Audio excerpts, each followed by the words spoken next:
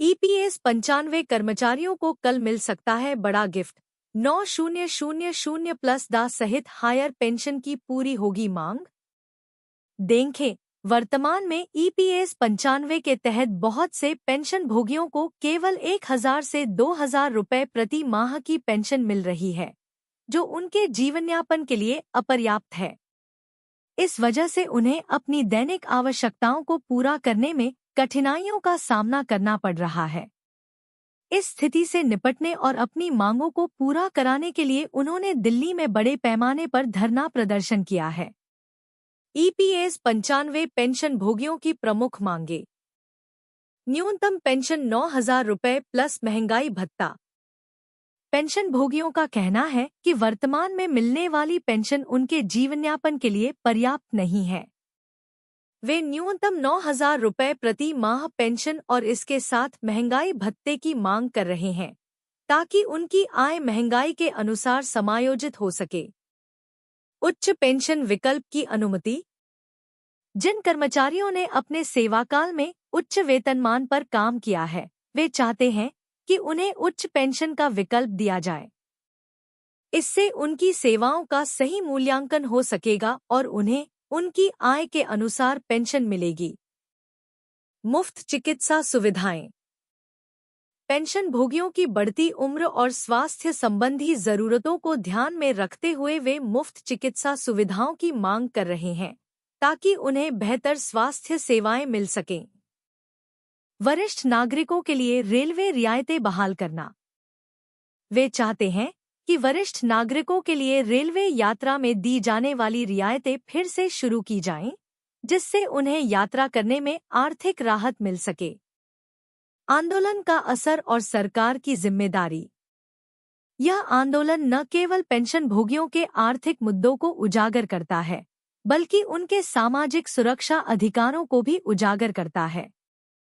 यदि सरकार इन मांगों को स्वीकार करती है, तो पेंशन भोगियों का जीवन स्तर बेहतर होगा और उन्हें भविष्य की सुरक्षा का एहसास होगा। अगर सरकार इन मांगों को अनदेखा करती है, तो आंदोलन और व्यापक स्तर पर फैल सकता है। इससे पेंशन भोगियों का असंतोष और भी बढ़ सकता है। इस स्थिति में सरकार को जल्द से जल्द इन मुद्दों का समाधान निकालना होगा, ताकि पेंशन भोगियों को उनके अधिकारों के लिए न्याय मिल सके। आने वाले समय में सरकार का फैसला ईपीएस 95 पेंशन भोगियों के जीवन में एक बड़ा बदलाव ला सकता है। अब देखना होगा कि सरकार उनकी मांगों पर क्या कदम उठाती है और पेंशन भोगियों को उनका हक कब तक मिलता है। ईपीएस 95 कर्मचारियों को आज मिल सकता है बड़ा गिफ्ट। 9000+ सहित हायर पेंशन की पूरी होगी मांग। देखें, ईपीएस 95 कर्मचारियों को आज मिल सकता है बड़ा गिफ्ट। 9000+ सहित हायर पेंशन की पूरी होगी मांग।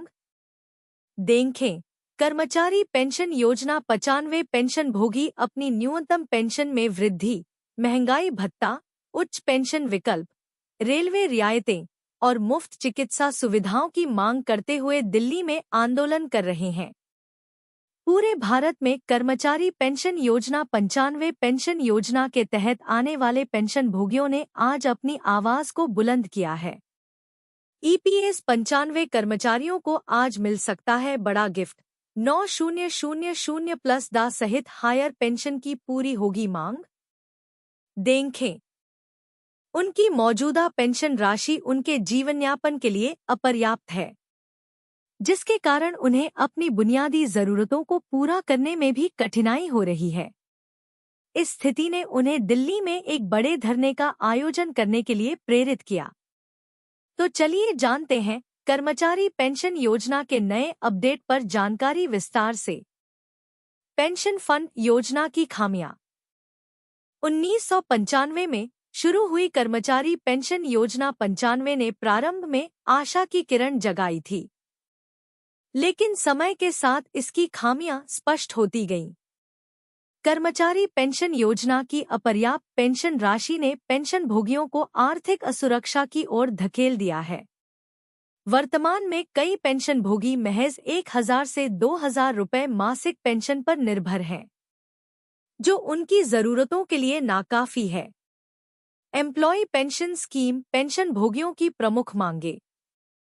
न्यूनतम पेंशन 9,000 रुपये प्लस महंगाई भत्ता। पेंशन भोगी अपनी पेंशन में बढ़ोतरी और महंगाई भत्ते की मांग कर रहे हैं, जिससे उनकी आय महंगाई के अनुसार समायोजित हो सके। उच्च पेंशन के विकल्प की अनुमति उन कर्मचारियों के लिए जिन्होंने अपने सेवाकाल में उच्च वेतनमान पर काम किया है। उन्हें उच्च पेंशन का विकल्प देने की मांग की जा रही है। मुफ्त चिकित्सा सुविधाएं। बढ़ती उम्र और स्वास्थ्य संबंधी जरूरतों के मद्देनजर पेंशन भोगियों ने मुफ्त चिकित्सा सुविधाओं की भी मांग की है। वरिष्ठ नागरिकों के लिए रेलवे रियायतें बहाल करना। वरिष्ठ नागरिकों के लिए रेलवे यात्रा में प्रदान की जाने वाली रियायतों को बहाल करने की मांग है, जिससे उन्हें यात्रा में आर्थिक बोझ कम हो सके। पेंशन फंड ईपीएस 95 कर्मचारियों को आज मिल सकता है बड़ा गिफ्ट। यह आंदोलन केवल आर्थिक मुद्दों को ही नहीं, बल्कि पेंशन भोगियों के सामाजिक सुरक्षा अधिकारों को भी संबोधित करता है। यदि सरकार इन मांगों को मान लेती है, तो इससे पेंशन भोगियों का जीवन स्तर न केवल सुधरेगा बल्कि उन्हें भविष्य की सुरक्षा का भी एहसास होगा।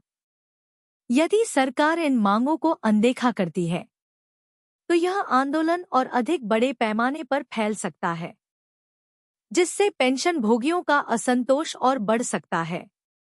इस आंदोलन से उम्मीद है कि पेंशन भोगियों की आवाज न केवल सुनी जाएगी, बल्कि उन्हें उनके अधिकारों के लिए न्याय भी मिलेगा। सरकार को इस समस्या को गंभीरता से लेने की जरूरत है और पेंशन भोगियों की मांगों को पूरा करने के लिए तत्काल कदम उठाने चाहिए।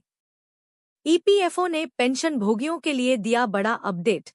क्या न्यूनतम पेंशन 7,500 रुपये होगी? ईपीएफओ कर्मचारी भविष्य निधि संगठन से जुड़ी एक बड़ी खबर पेंशन भोगियों के लिए आई है।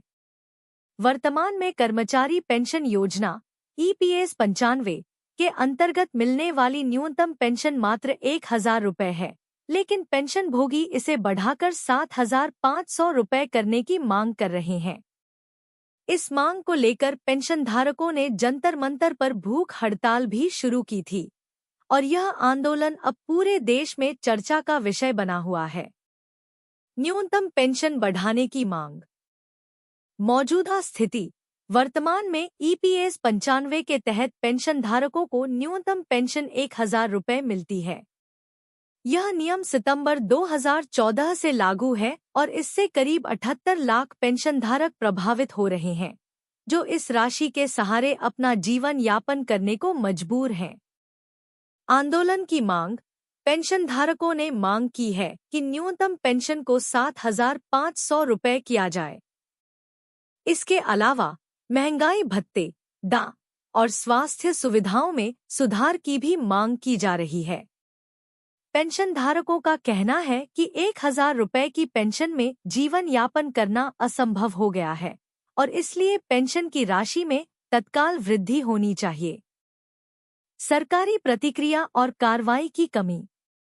केंद्रीय श्रम मंत्री भूपेंद्र यादव ने पेंशनधारकों को आश्वासन दिया था कि उनकी मांगों पर विचार किया जाएगा, लेकिन अब तक कोई ठोस कार्रवाई नहीं की गई है, जिसके कारण पेंशनधारकों में असंतोष बढ़ गया है। पेंशनधारकों का कहना है कि सरकार उनकी मांगों को नजरअंदाज कर रही है और आंदोलन की दिशा में आगे बढ़ने के अलावा उनके पास कोई और विकल्प नहीं बचा है। कर्मचारी भविष्य निधि संगठन ईपीएफओ की भूमिका। ईपीएफओ के तहत कर्मचारी और नियोक्ता दोनों ही वेतन का 12% हिस्सा प्रोविडेंट फंड में जमा करते हैं। इसमें से 8.33% हिस्सा कर्मचारी पेंशन योजना ईपीएस में जमा किया जाता है। हालांकि यह योगदान वेतन के 15,000 रुपये पर आधारित होता है और अधिकतम 1,250 रुपये ही ईपीएस में जमा किए जा सकते हैं। पेंशनधारक इस सीमा को हटाने और पेंशन योगदान की समीक्षा करने की भी मांग कर रहे हैं। इस संबंध में मामला सुप्रीम कोर्ट में भी लंबित है। आंदोलन का महत्व।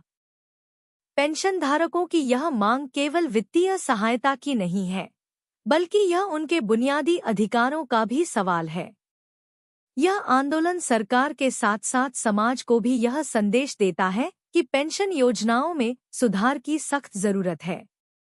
कर्मचारियों और पेंशन भोगियों की सुरक्षा और सम्मान के लिए सरकार को तुरंत उचित कदम उठाने चाहिए। निष्कर्ष: पेंशनधारकों की 7,500 रुपये न्यूनतम पेंशन की मांग ने सरकार के सामने एक बड़ी चुनौती खड़ी कर दी है। अब यह देखना दिलचस्प होगा कि सरकार इस मुद्दे पर क्या कदम उठाती है। लेकिन इस बीच पेंशनधारकों का संघर्ष जारी है और वे न्याय पाने के लिए कड़ी लड़ाई लड़ रहे हैं।